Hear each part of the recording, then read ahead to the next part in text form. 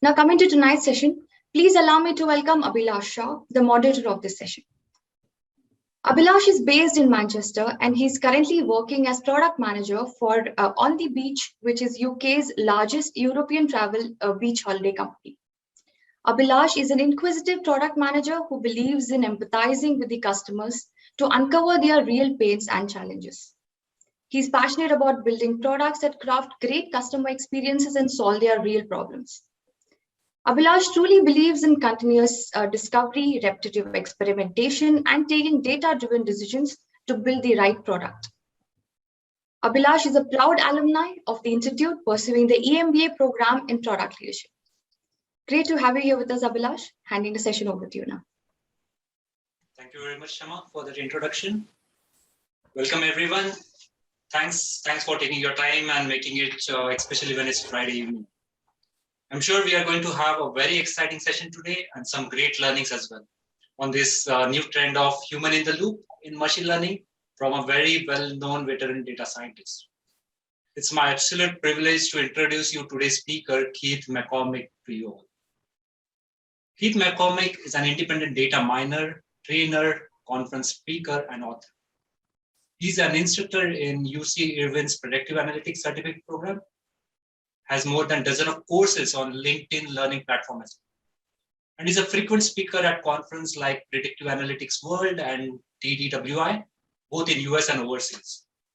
Over 25 years, he has guided data science teams to establish highly effective practices across industries, including public sector, media, marketing, healthcare, retail, finance, manufacturing, and healthcare and higher education. He also serves as Cloud Factory's Chief Data Science Advisor. And that role will be more of the focus of today's talk. So I would like to welcome Keith. Welcome, Keith. Thanks so much. Thanks for that introduction. Keith, I also have an initial question, before we transition into today's keynote. I understand that you've been in Cloud Factory role for almost exactly a year. And I've been very keen and would like to know what you have seen and learned in this year about where the AI and ML is headed. So would you like to talk about it? Well, yes, and thank you for asking that. I think it's a nice way to make a transition into the talk. I originally was going to title this talk "Things I've Learned So Far," to really emphasize that I've actually learned a lot in the last 12 months. And the reason is that working in application areas like manufacturing, banking, insurance, these are all traditional machine learning and data mining areas where we do things more like we did in the 80s and 90s than I think a lot of people realize, that we have established processes, that we do in traditional machine learning. But one of the themes that I'm going to explore in the talk is that things changed radically after 2012. I'm going to explain why, and that's the world that Cloud Factory lives in. Drones and autonomous vehicles. And I think it's, I'm guessing that for most folks in the audience, it's as new to them as it has been to me over the last 12 months, in that we see it in the news, we see it on LinkedIn, but most of us aren't working for companies that are building autonomous vehicles. We're doing other things. So connecting what we know about data science to these exciting areas that are sometimes just beyond our grasp, but that we hear about and talk about every day is just a very interesting topic. And it's been an interesting journey for me over the last 12 months. That's great. Good to know that. Over to you. So I think what would be fun to do, and I want to caution everybody as we do this, that there's no expectation that you already know a thing about human in the loop, right? So if you saw the title and you're intrigued, but you're wondering, wow, I'm not even sure what this phrase is, that there's a poll that I had conducted recently on LinkedIn.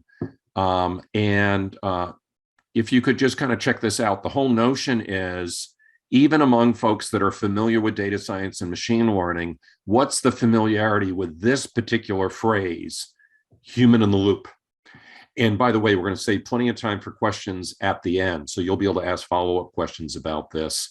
And around the middle of my presentation, you'll see that you'll be able to get some results from others as well. It looks like we're already getting pretty good participation. Maybe give that another minute or two.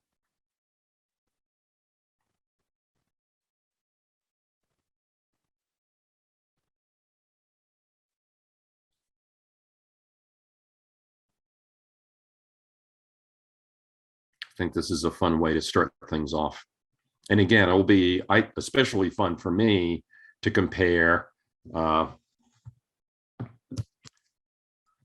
of jot down the quick pattern here that's starting to emerge, because we'll see a slide in the middle of the talk on a poll that was up for a couple of weeks on LinkedIn.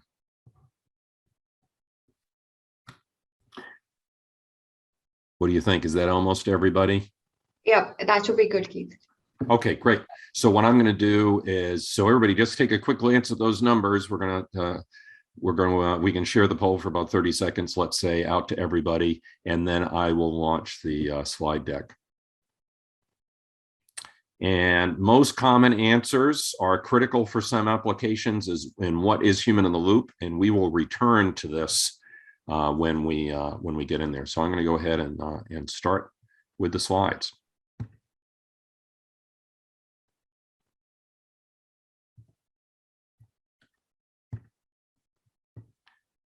For some reason it's not popping up as one of my options.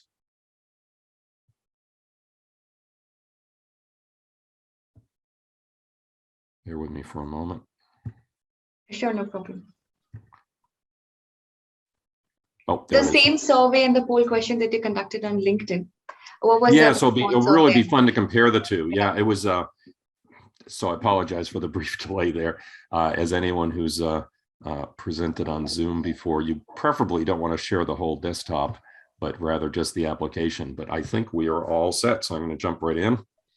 You already know quite a bit about me. Let me pause here for just a moment, tell you a little bit about Cloud Factory. So what I'm really talking about today is human in the loop, and not specifically Cloud Factory. But what happened is about a year ago, I discovered that this really interesting company is right in my own neck of the woods in Durham, North Carolina. And I think, like so many folks during COVID, despite the stress that has been associated with this surprise that has been thrown upon the world over the last year and a half, is that I think a lot of us have reintroduced ourselves to our neighborhoods because we're home more.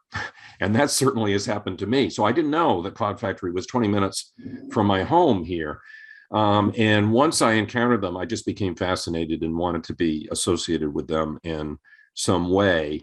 So I basically have an evangelist type role where I work with the marketing team and kind of help educate both internally and externally about what's going on in industry trends, which is something that really dovetails beautifully with the other work that I do. But what Cloud Factory is a managed workforce.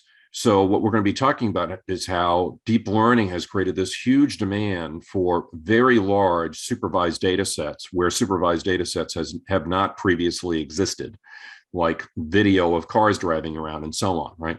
And then in order to do that, you really need humans.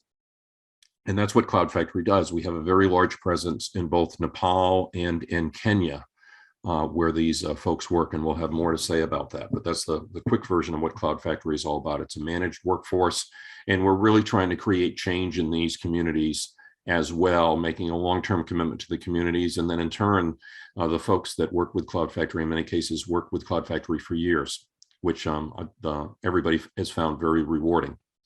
So first of four themes, okay? The first of four themes is going to be that deep learning is driving all of this. Deep learning is driving the need for this. Deep learning has changed everything, okay? So let's begin at the beginning, okay? And that's with ImageNet. Now, ImageNet may or may not be familiar to you. It's become kind of famous, certainly Fei Li here giving a really powerful TED Talk, by the way, something that you could put on your to-do list after our talk today is to check this out about the history of ImageNet. But you want to think of ImageNet in two respects. One is that it's a database. It's a database specifically of labeled images.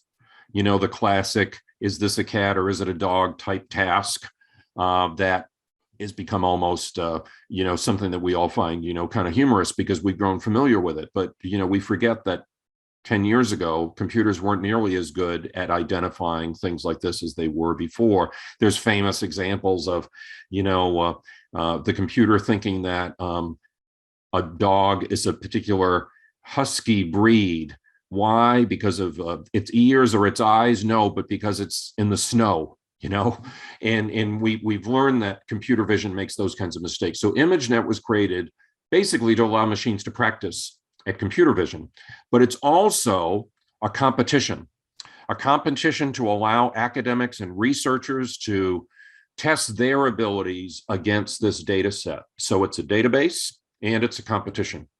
And that leads us to something that as product managers and leaders in product management, you're going to encounter this mythology, okay, that computers learn like, babies or like puppies, that all the data scientist does is turn the machine on and then step away to get their coffee or have a nice casual lunch. And when you come back from your lunch break, the computer's better than it was when you left.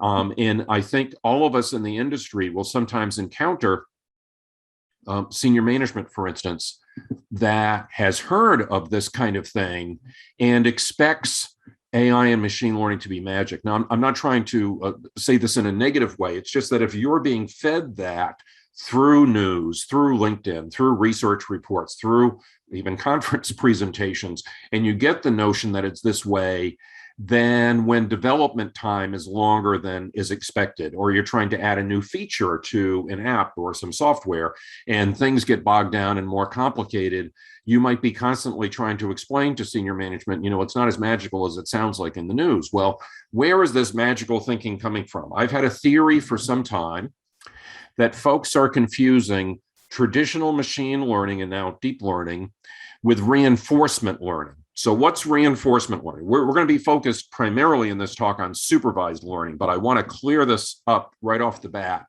that what we're doing is not reinforcement learning. So what's the difference between reinforcement learning, which can sometimes seem a bit magical, and supervised learning, which is what the vast majority of the work, traditional deep learning, computer vision, autonomous vehicles, all of that, the vast majority is supervised learning, but we sometimes hear about reinforcement learning in the news. So what's this other one? What's this other one called reinforcement learning?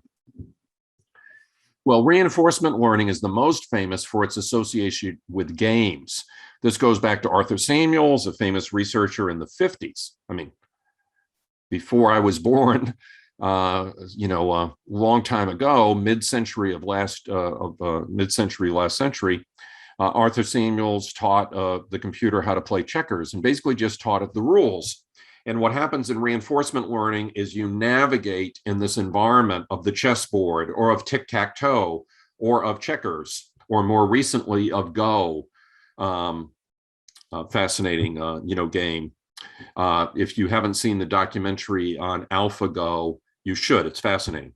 But all of these do start with basically just explaining the rules and allowing for experimentation.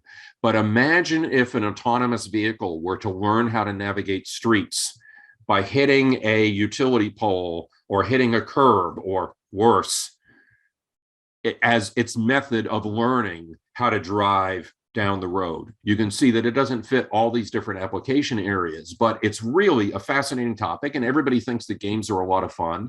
So you encounter this with chess and with Go and so on. And I think a lot of folks think that all of machine learning works like this, where you just teach it the rules and it learns on its own, again, like babies or puppies. It's really not the reality, though. The reality is that we're really doing supervised learning. So what does supervised learning need to do its job? The quick version is a ton of data. So supervised learning is why databases like ImageNet exist. Supervised learning algorithms are hungry for supervised labeled data, and lots of it. So ImageNet is created to support this exact purpose, but remember, ImageNet is not just a database, it's also a competition. And starting in 2010, academics, researchers were all invited to compete in this competition. In 2012, 3 years into this competition, everything changed because a gentleman by the name of George Hinton came along who had been doing this for decades. He would be kind of professor emeritus age, now. He looks younger than he is, but I think he's probably around 70 or 70-ish. Actually, I probably shouldn't be guessing somebody's age, but I just, from the length of his career, I'm making that guess. So he's been doing what we now call deep learning all this time. So why is deep learning kind of a new name for something that's not incredibly new? Well, because it wasn't really considered ready for commercial application until after 2012. So what was this big change in 2012? Well, George Hinton's team, he's at University of Toronto, I believe, so it would have been him and his postdocs and his graduate students competing here. This is what it looked like. So this chart is a little bit surprising in some ways. I found this on the web. I think it's a very powerful chart, but I want to orient you to it because lower is better. And a lot of charts, higher is better. Like we want high revenue, right? But in this case, bars are error. So we want low error. Lower is better. Also, the past is on the right and the present, closer to the present is on the left, which is a little surprising too. But anyway, in 2010 and 2011, the neural nets that won this ImageNet image recognition competition were what we might now call shallow neural nets. If you want to guess what they were called before 2010 and 2011, they were just called neural nets. Because before 2010 and 2011, all neural nets were shallow. Because when I first encountered neural nets in the late 90s, I would have been early in my career and still in my 20s when I encountered neural nets in the late 90s. But at the time, we were told in no uncertain terms that you basically should have one hidden layer. In an unusual, complex circumstances, you might have two. So one or two was the norm. So and it was that way for decades. So when Hinton's team won in 2012 with 8 layers, it was a big deal. It has changed so much since then. We have gone through such revolutionary change that you could be forgiven to think, I don't get why going from 2 to 8 is such a huge deal, but it was a huge deal. Notice as well that the height of the bar is roughly cut in half between 2010 and Hinton's team's efforts in 2012.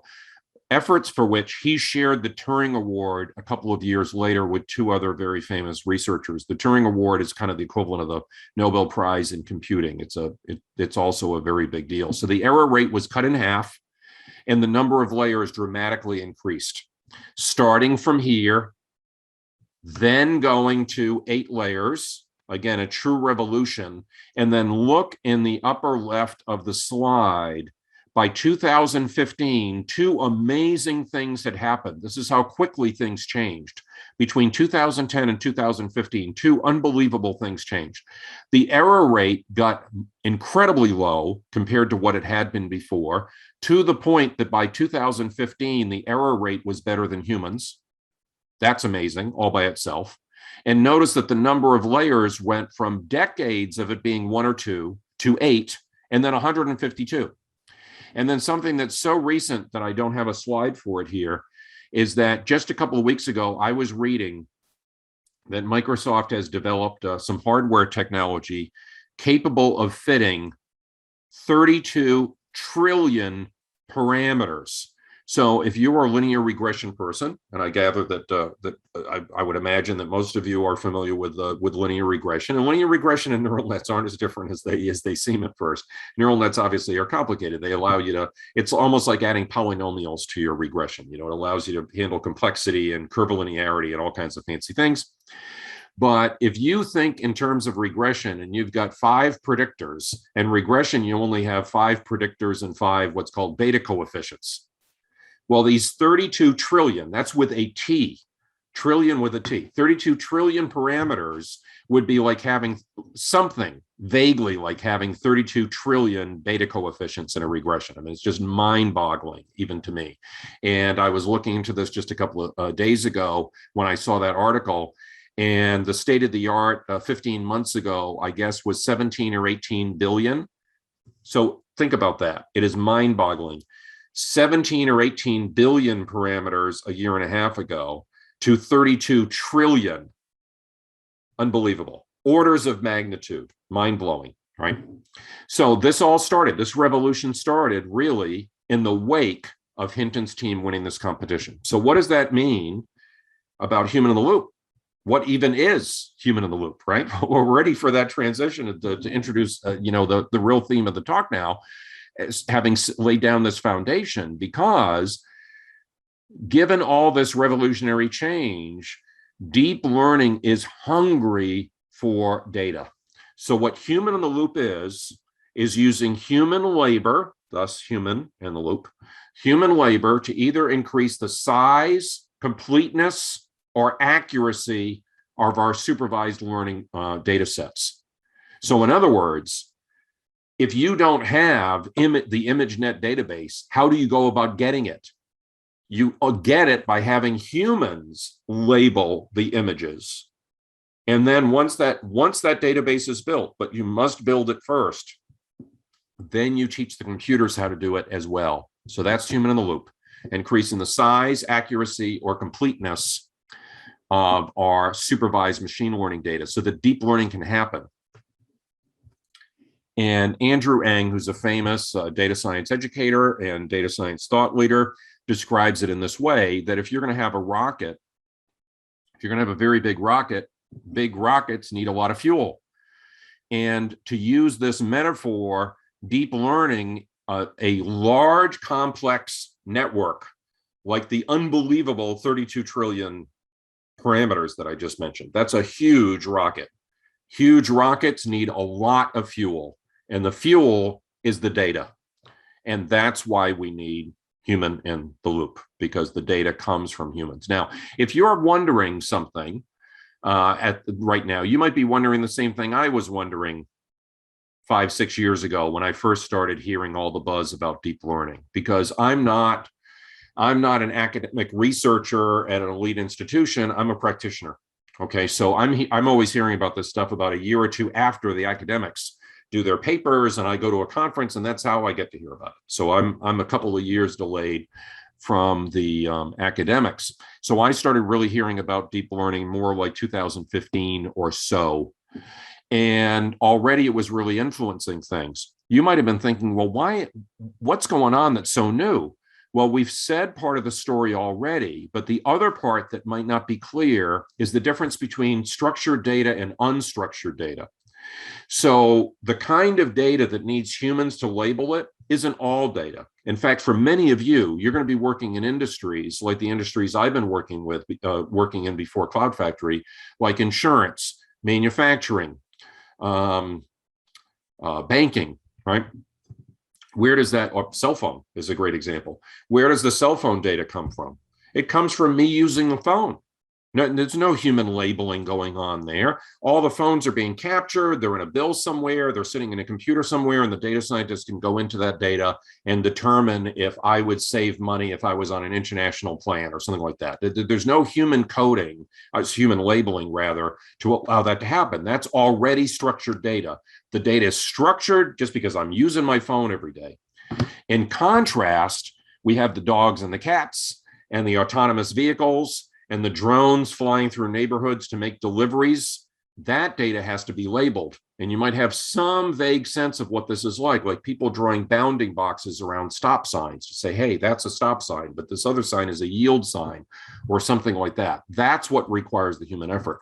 So industries with supervised data like phones don't need human in the loop, at least much, much reduced degree. Autonomous vehicles, drones, computer imaging, facial recognition. This is where human in the loop is a really key first step in creating those very large data sets. Again, using the metaphor, it's the fuel to allow the very big rocket to get off the ground. But the next theme that I would like to talk to, so we've just defined human in the loop, and we've explained why it's exploding in importance.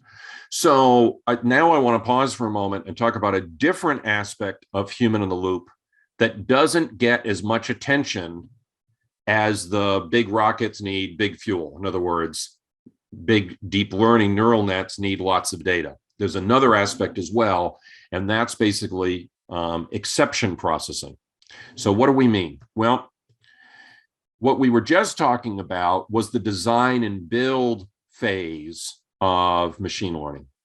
That's where the rocket and the fuel metaphor is the most important. The requirement for these huge, large training data sets that require humans as an initial step. But we also have to maintain these models once they exist.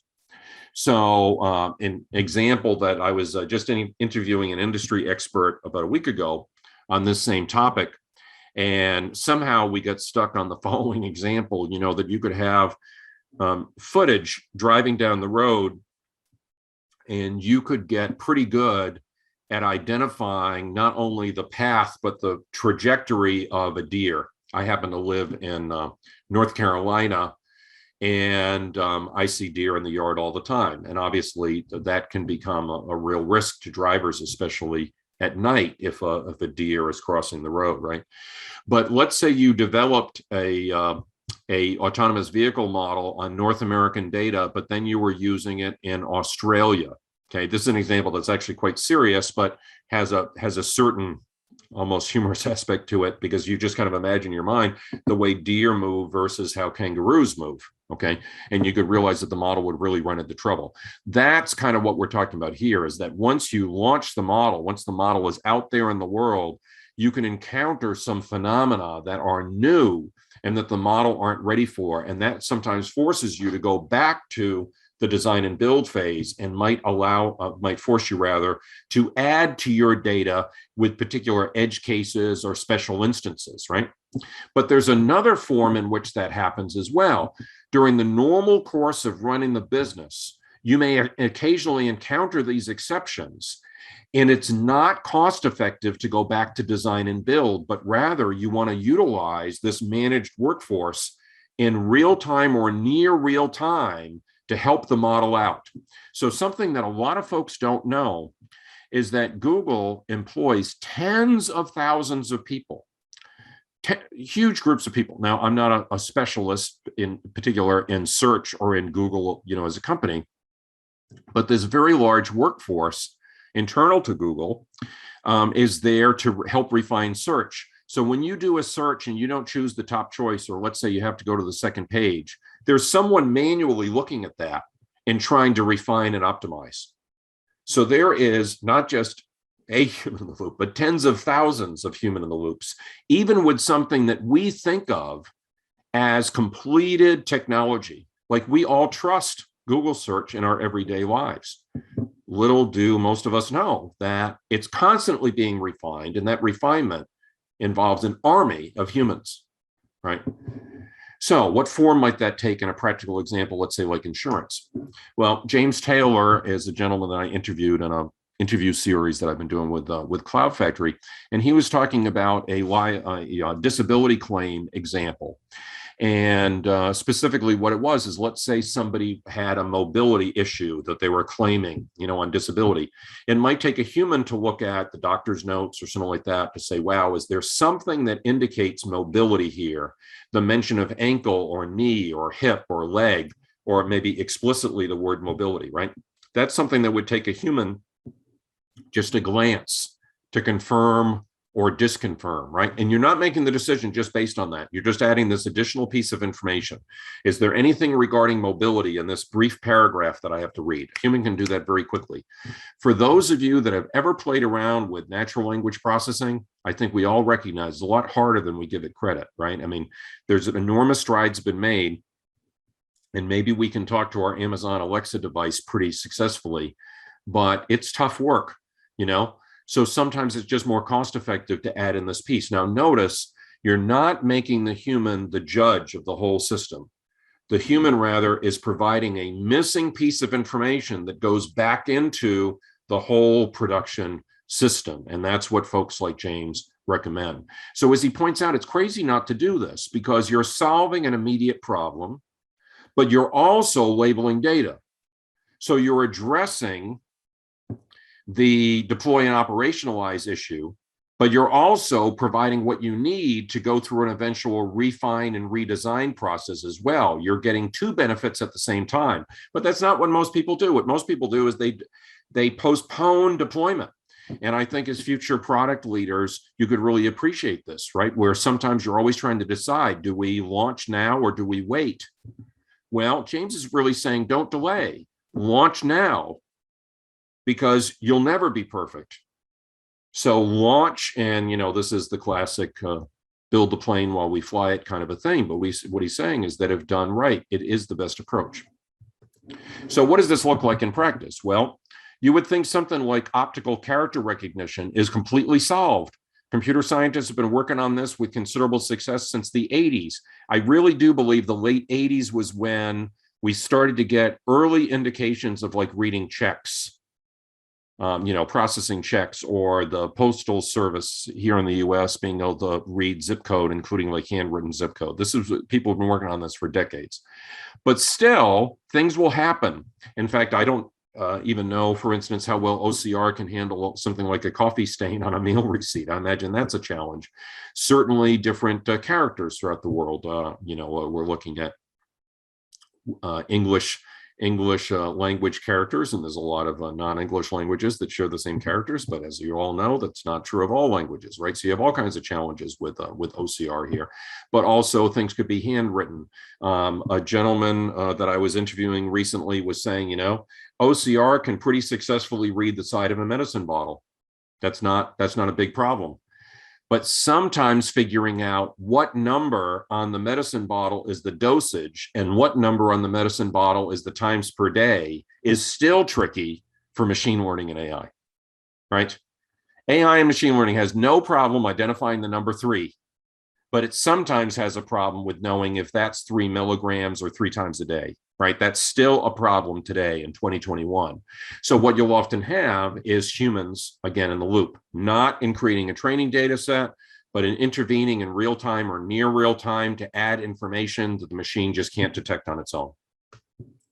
So the way that another expert phrases this is that, human insight, human perception can often infer things that might not be readily available in digital form. So what you can do is you can do routing and triage, where the AI is routing things to the machines that machines are good at and routing other items. This, by the way, has a name within Human in the Loop. This is called active learning. It's a big research area where you're routing some things to machines and some things to persons so that the AI can reduce the overall workflow, but humans can focus on the ones that are hard for the machines.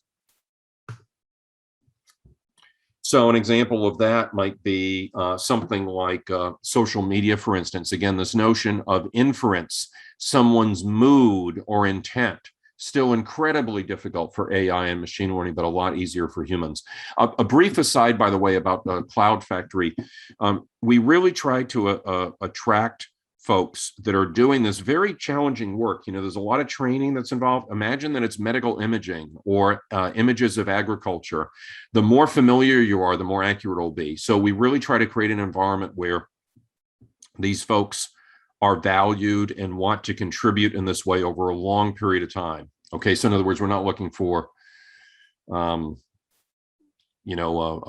college student on their 1-week vacation, right? Which, if you're familiar with crowdsourcing of this same thing, sometimes somebody can just work on a project for a couple of days and that's it, but we're really looking for folks to making more of a commitment to it. So that colors or flavors the kinds of projects that we take on. I only mention this because something that you may encounter that you would particularly associate with social media is you may have heard that there are folks that spend their whole day looking at video content that's violent or pornographic in nature, and that's very stressful and fatiguing. So we just don't engage in that space. We never take on that kind of work. I only mention that because you mentioned social media and your brain might immediately go to that, because that's something that's become important in social media, to look for violent or pornographic content, but we don't engage in those kind of projects. We just choose not to pursue that work. All righty. So Now we're getting closer to when you're going to find out how similar or dissimilar the poll results for our group here today in this larger group that was polled on LinkedIn. So what I want to talk about now, and it will give you a big hint as to what the answers were on the poll, for a large audience, is that human in the loop expertise is pretty rare. So if you answered what is human in the loop, you are not alone.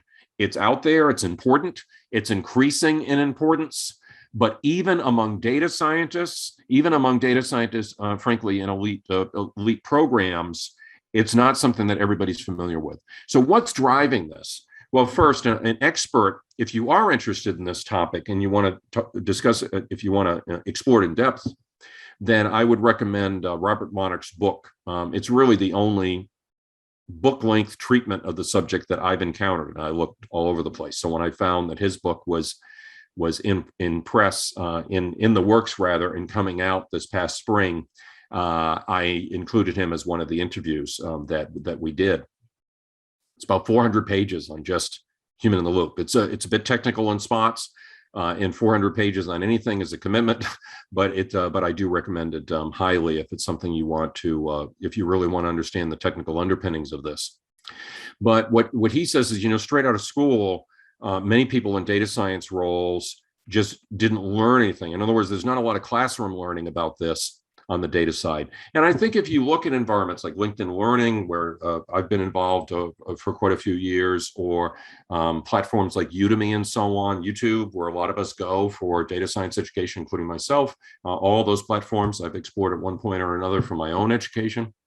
But if you go to those places, you're not going to find a lot about human in the loop. Okay, so perhaps what he's saying isn't that surprising, but when he says didn't learn anything about the data side, he really does mean human in the loop. He means the creation and maintenance of these large data sets. So why might that happen? Well, I think if we do reflect as consumers of this kind of education, I mean, after all, we're all here today because we're interested in our data science educations. So when I explore these same venues, what am I finding? I find mostly Python, right? Now, that doesn't mean that Python's not important. It is, okay? But you could do 100 hours of Python training and never talk about human in the loop. So when you think about master's programs, for instance, specifically in data science, an entire master program in data science, you probably won't have. Not only would you not have a course in human in the loop, you wouldn't even have a lecture on human in the loop, more than likely. And I have a bit of a front row seat for this because I'm in meetings. I'm an external resource to UC Irvine. I'm not a professor, certainly. I'm just an instructor in their continuing ed program.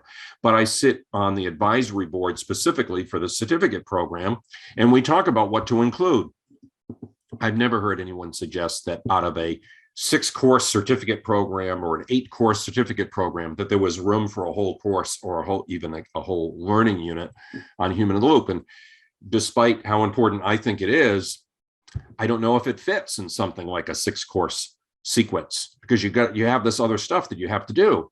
So although you're getting hands-on in the sense that you're actually writing code and learning Python, and you start with hello world and you work your way up to simple models and so on, you're never going to get to the point where you have hands-on like I'm talking about now, hands-on like Usama Fayyad, who's a famous person in this space, a name that I'm sure you possibly are not familiar with, but he helped coin the phrase knowledge discovery in databases and was one of the co-chairs of the original KDD conference, which is now 25 years old conference, right? So super influential. I mean, a true pioneer.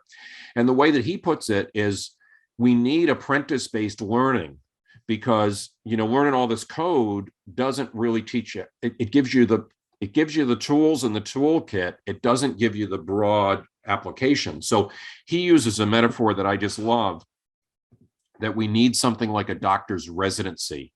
And I just think that's a brilliant metaphor. Apprentice-based learning. You get your medical degree and then you become a resident of a hospital. And I love that. I love that metaphor. That could work in a whole bunch of different areas, but certainly data science and machine learning. So here we go. Let's compare our numbers. So now realized that the numbers that you're looking at on the screen was either followers of me or followers of me, right? So it was somewhat more of a general audience. Whereas today, you all showed enough interest in this topic, human in the loop, that you came today, right? So you would expect that the what is human in the loop number is lower today than it would be in this more general audience, which indeed it was, right? You all, if the numbers were changing, but I wrote down 29% was the number that we got today. And in the broader LinkedIn audience, it was a 48, right? But if there's any answer in here that's kind of like the right answer, because in a sense, this isn't really opinion, right? It's really kind of more of a assessing one's familiarity with the topic. I think now that you've seen 3/4 of the talk, more than 3/4 of the talk, I think you'd agree that critical for some applications is probably what we might call the right answer. It's an absolute requirement for autonomous vehicles, for drones, for all these other areas, but you might not encounter it in banking or insurance or manufacturing. So critical for some applications is probably the right answer. But what I didn't want to do is I didn't want to ask this is, do you know what human in the loop is? Yes or no? Because I wanted a richer set of data. But I think these numbers are pretty darn close. You all said 5, and on LinkedIn it was 6%. Again, a lot of people have heard of it. They have some familiarity with it, but because they're in banking or insurance and manufacturing and so on, they don't need it. And that makes a lot of sense. It's really structured data, unstructured data, right? So the final point I want to make about expertise is that if you do this on 1,000 images, 2,000 images or more, you develop an expertise that even a subject matter expert doesn't have, right? And this is what I found so fascinating, and frankly was the main reason that I got really excited about joining Cloud Factory was this one fact. I said, wow, if that's true, I am so fascinated in this process and I want to learn more about it. A veteran data annotator looking at something like medical imaging will sometimes be more accurate and more efficient at it than a subject matter expert like a medical doctor. Now, clearly the medical doctor knows things that the data annotator doesn't know. But what's less clear is, over the course of many months and thousands of examples, the data annotator develops a level of expertise in the data annotation task that a medical doctor that's not familiar with machine learning and data annotation doesn't have. So they are complementary kinds of expertise. And this is sufficiently important that you really need a feedback loop from your data annotators back to the subject matter experts when you think about your refine and optimize phase of the machine learning lifecycle. Okay. So this is a really big deal. And it surprised me when I first heard it, but it didn't shock me. And the more I reflected on it, I think it's a key fact about this. So let me try to give you a tangible example so you can get a feel for what this is like. Over time, the data annotators were able to meet the client's KPI of 45 images an hour. Now, I can tell that the posture on the left isn't as good as the posture on the right, but that's not what they would be doing. They would be drawing like bounding boxes around this, be a whole elaborate set of things that they would be doing to these images, looking for very specific things. They're not just saying good posture, bad posture kind of a thing. They're doing much more than that. And to do that 45 times an hour requires a speed that, again, a medical doctor might notice things like, for instance, a medical doctor might notice something about this person's orientation of their feet or their ankle, which might not even be part of the task. But a medical doctor might notice things that go beyond the task, right?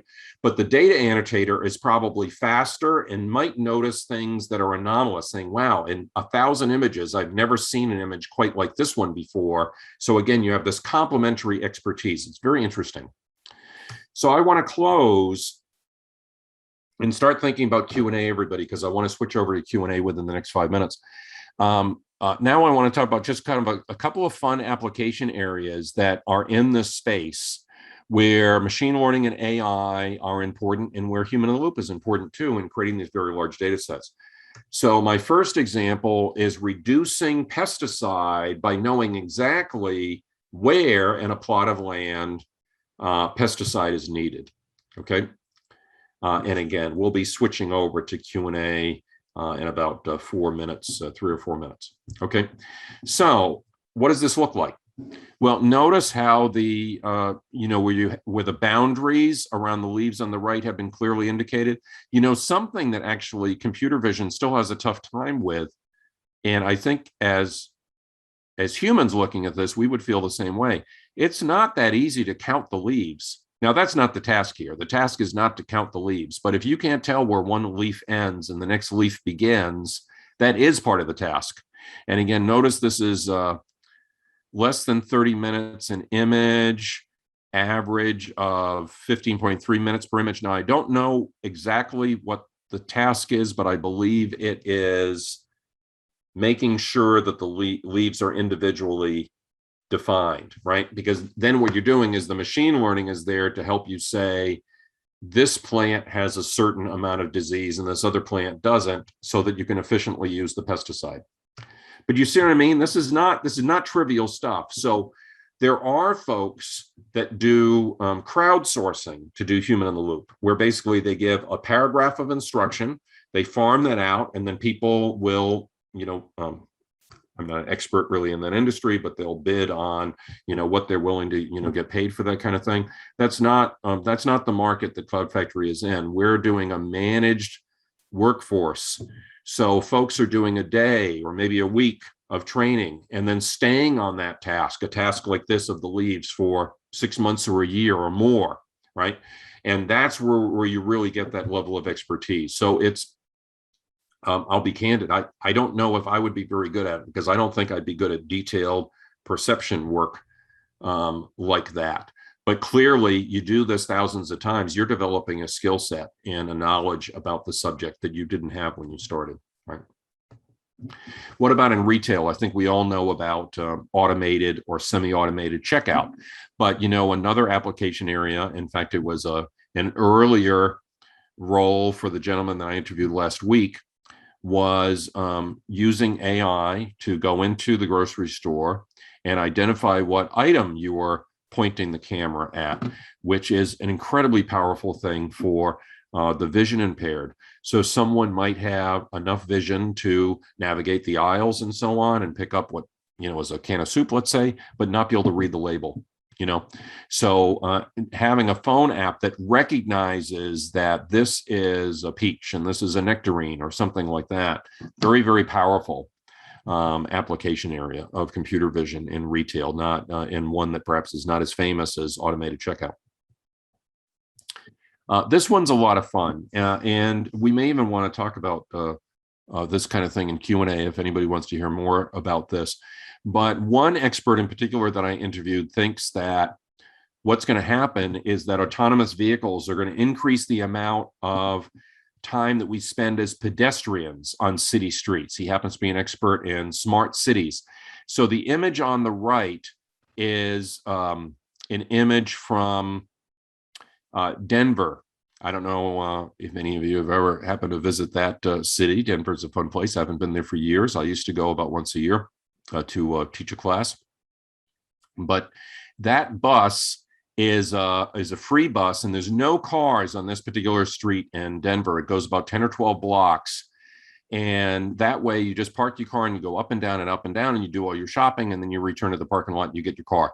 That kind of thing is going to increase. And the reason it's predicted to increase is that autonomous vehicles, strangely enough, are going to increase the amount of time that we walk, because if you can call the car to you anytime you need it, then the whole idea of parking garages and the whole idea of how we use our cars might change, because you might get dropped off by your car, depending on how far you live from the store, the car might even bring itself home, right? And then not have to be in a parking garage. Then you do all your shopping, you have your shopping bags, you call the car back, call your car back with an app, and you go home. It's just going to change the way we think about when we walk and how we do shopping. It's fascinating. So, as Jonathan Reichenthal points out, another book I recommend, by the way, he's written a book on smart cities for dummies. If in your product leadership role, it has anything to do with how we live in cities, brick and mortar retail versus online retail, or transportation or any number of huge things. I mean, how many things are not connected to how we live in cities? Then I'm sure you will enjoy his book. He's making the prediction that if you have a very young person in your life, like 2 or 3 years old or younger, they may never buy a car. And that's because he believes that autonomous vehicles are going to be more in the public sector than the private sector, at least at first. Okay. Well, Paris apparently is thinking something along those lines. The famous Champs-Élysées. I included the night picture there so you can really get a sense if you haven't walked it, which is I think on probably most people's bucket list. It's a beautiful place to be. But if you've ever, waited at a pedestrian crosswalk to cross the Champs-Élysées, it is out of control how busy the traffic is. You can see the number of lanes quite clearly, I think, in the night shot. Now, on the right is what the French have been calling a journée sans voiture, a day without cars, but they're going to make it permanent. And the Champs-Élysées is going to be permanently closed to vehicle traffic so that it'll be just pedestrian traffic, which is really fascinating, right? So just like Denver. Right, but a much bigger area, and they're going to plant trees down the middle and so on, right? So again, he's making the prediction that if you have a young child in your life, that they may never buy a car. He thinks that the number of cars in the world has already peaked, that over time it will go down. Now, he's not saying that car manufacturers are going out of business or something like that. He's hardly saying that, because gas fueled cars are going to get replaced with electric, and cars with steering wheels will eventually get replaced with autonomous vehicles that have no steering wheel, and all these changes, right, are going to take place. But he is predicting that in terms of the fact that, there's folks that have more than one car per person, even, like a small little car for the city and a big car that they use to go camping with the kids or whatever, right? He just thinks that the total number of vehicles in the world has actually peaked, and we're going to get different kinds of vehicles and a different kind of ratio between people and vehicles. He's one expert with one opinion, but an interesting one. So those are kind of the key takeaways. And Abhilash, I'd like to start taking questions. I've been kind of monitoring the count of them a little bit. I guess we're some in chat and some in Q&A. Yes, Kate, sure. Thank you so much, Kate, for that wonderful session. I think it's found it very insightful and helpful, not just to understand the concept around human in the loop, but I think you mentioned a couple of applications, right? So I think application in autonomous vehicle and treating some psychological disorders, or even optimizing some herbicide application, right? So it almost feels like magical, and just to understand the true future potential. So yeah, that was great, and I hope even the audience must have found it very informative. I see quite a few questions, so let's I'll talk through the questions, and if you can help them answer. So the first, sorry, say that. Yeah, go ahead. So the first question is, do you recommend any general, so that's coming from Praveen. He says, do you recommend any general frameworks, open source tools, information source to improve model learning utilizing human input post-model deployment? I have two recommendations, Praveen, on this. One is if you want to get deeper into this and really understand how it works, under the hood, so to speak, I definitely recommend Robert Monarch's book. That it's by a publisher named Manning. It's Human in the Loop Machine Learning is the title, because he actually has some tools that he's written that are open source that he talks about in the book, and tells you where to find them and so on. And there's a GitHub for the book and the whole 9 yards. So that's definitely a big recommendation. Another recommendation that I would make is the gentleman that I was interviewing last week has a machine learning platform that supports machine learning algorithms, but also specifically data labeling and data annotation. And they have a really good website, and that's called V7. V as in Vector 7, or sometimes it'll be phrased V7 Labs. His name is Alberto Rizzoli, by the way, and on the Cloud Factory website, you can see the interview that I did with him. I didn't quote him on the slide because I interviewed him only about 10 days ago. But Alberto Rizzoli, V7, and Robert Monarch, Human in the Loop Machine Learning. Right. I hope that answers for you, Praveen. Keith, the next question we have is, what do you do at Cloud Factory to help manage boredom, fatigue of the workers and keep them motivated? While one may be thankful and happy, sorry. There's some more I things. happen to be reading it. I love the Great. question. So right. So that's from Ramesh. Yeah. Sorry to interrupt you, but I was enthusiastic about the question. Yeah, I don't work as closely with these folks as I would like, partly because of my newness at Cloud Factory and because I'm learning, so many things about it. But of course, I've been part of conversations and I've seen video interviews with them, and I really hope someday soon to visit Nepal in Nairobi, to visit, those offices. As you can imagine, that during COVID, things that had been happening in the office have been moving home. So think about all the implications there. It's unbelievable. You got data security and all kinds of things that have happened. So this has been kind of dramatic time for Cloud Factory for that reason. But one thing to keep in mind is that we're very supportive of flexible hours. So you want to be picturing something like 20 hours a week, not 60. And very often I love this too. Quite a few of the folks that are in this data annotation role are getting their college and graduate degrees while they do this, which is also, to supplement the kind of part-time. So that kind of flexible hours really helps with this because it's the only way, frankly, to avoid that stress and fatigue that you anticipate here. And if they are really treated as part of the corporate family, and they're treated well and supported, it is so much more important that they stay for many months or many years. And one of the things that I found incredibly interesting was that younger, like brothers or nephews and so on would say, wow, when I'm old enough and have enough schooling to do this, I want to do it. It becomes almost like a family business, kind of a thing, right? So if you nurture that environment, then you keep folks in this role for much longer. And that ultimately is what brings the value to them, to Cloud Factory, and to Cloud Factory's clients. Awesome. The next question, Keith, is from Rajan. He says, deep fakes have been major concern. I wanted to know, how can human in the loop help in avoiding the problem of deep fakes? This is such an interesting question. I don't know that, I don't think I have a good answer, because my fear would be is that the deep fake data, what you want to think of too is that, as fascinating a question as it is, it's going to be the kind of thing that becomes important to an organization like Cloud Factory when we have a client that's working on this, right? So I don't know. I know that it's something certainly that people are exploring. I don't know if there are startups yet that specialize in this issue. But the other thing that would concern me is that deepfakes can be so convincing, at least to me. How do you make sure that the human in the loop isn't fooled by the deepfake? You see what I mean? It's a different kind of a task than the medical imaging or the agriculture or the delivery drone, in that the ground truth, as it's called, is clear. Here, it's not clear sometimes what the ground truth is. So that's the part that I would have to reflect on, but it's a fascinating question.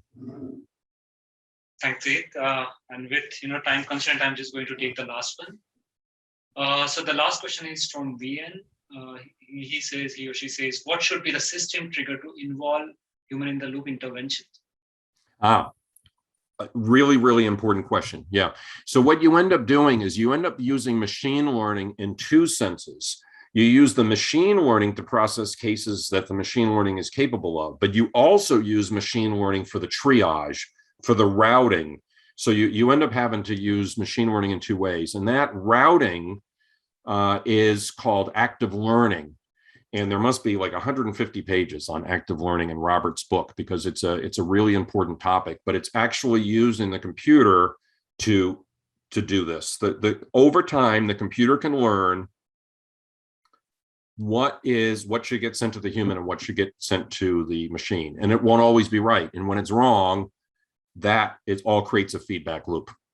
Yeah, so that process of deciding is called active learning. Keith, I see some more interest coming in. Would you mind taking one more question? Sure. Go ahead. Yes. So there's a question from Ramesh. There's also issue of unconscious bias that humans may have sometimes, which may result in mislabeled data. How do you implement quality control given that? Super important question. This is also something that gets multiple chapters in Robert's book, because there's some very specific math that you're doing around this. It's not unlike A/B testing. So when, especially if the data is noisy or fuzzy, or the ground truth is not entirely clear, one of the things that you might do, which I think we'd all intuit, is you might have more than one human apply the label. And if two humans agree, that's a good sign. And if the two humans disagree, that's kind of a bad sign. So especially while you're still in the prototype and refinement phase, you might have a situation where a subject matter expert, like a medical doctor, is involved, as well as a data annotator or more than one data annotator. And as the system gets more sophisticated, you're getting faster and you're scaling up. But early on, the quality control is super, super important. And you're constantly running all this math to see about agreement between labeling and ground truth when that's known, or between two labelers, or between a labeler and a subject matter expert, and so on. So there's a lot of double work to address this precise issue. Awesome. Cool, Keith. I think, yeah, that's all for tonight. And I think it was very insightful. And thank you so much, Keith, for this. It was a pleasure to host you. Before you wind up, Vilash, I'd like you and Keith, either of you, to pick the winner. As I mentioned earlier, he'd be rewarded with the Taylor Scholarship. So please go ahead and pick the winner for the Best Question Award. I would probably like Keith to do the honors. Okay, that's...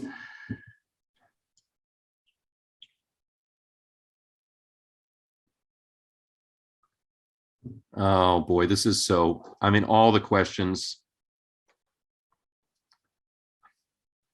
I think all the questions are equally good in terms of the fact that they're insightful to the topic, and I think produced a really good Q&A.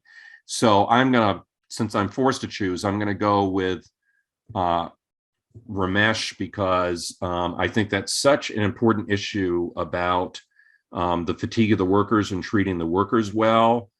Without that question, it might not have come up in conversation.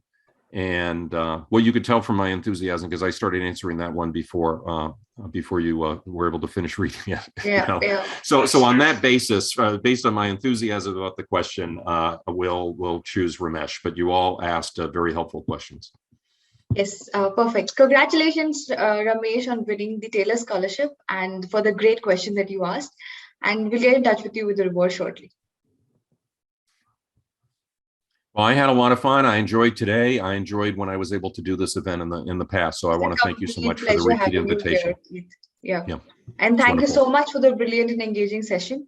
Please accept this certificate of appreciation from the Institute, a small gesture for your effort and insights drawn from your research and industry. I'm sure the audience have learned a great deal about the new and trending concept of human in the loop AI, and we'll learn further from you in the upcoming keynotes. Thanks so much, and I will keep my eye on. I encourage everybody to follow me on LinkedIn. Let me just very briefly here. Do you mind if I just share the final slide with contact info, just Cloud Factory's LinkedIn and so on? Yeah. Because also this will be helpful, I think, for folks that see the recording. So absolutely. Yeah.